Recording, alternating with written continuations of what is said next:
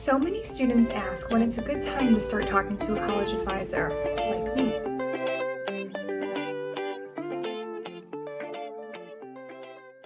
I often like to begin discussing curricular choices, colleges, goals early in high school with my students so that I could advise them academically.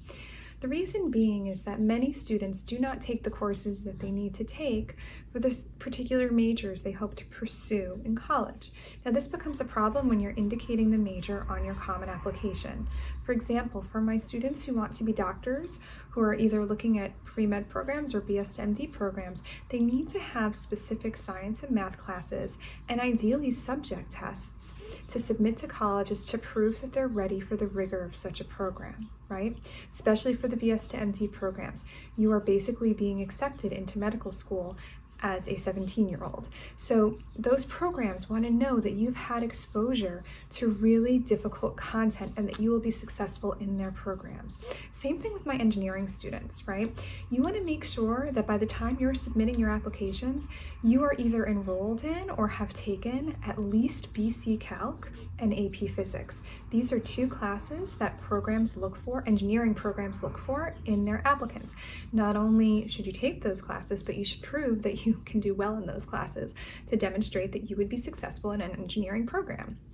Another AP class that students forget to take all the time is AP Psychology, which is a very popular class offered at many high schools across the country. Psych is one of the most popular majors students put on their applications.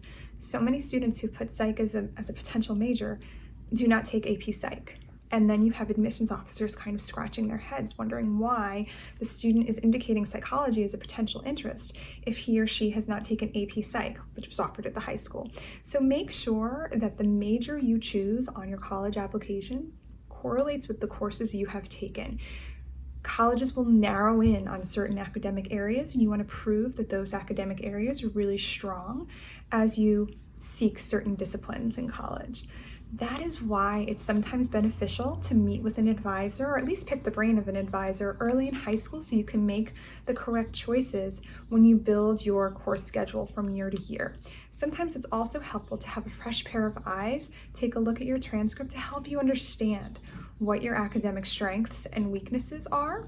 And if you have goals that are tied more to an academic weakness, it becomes a question of what you can do to build a foundation in those subject areas, those disciplines, so you can strive for a future career in an area that's a little bit more challenging for you.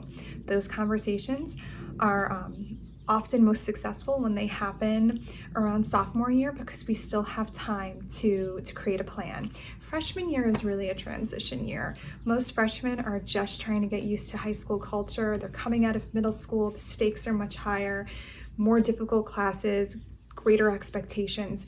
So even though freshman year is important, we really begin getting organized sophomore year.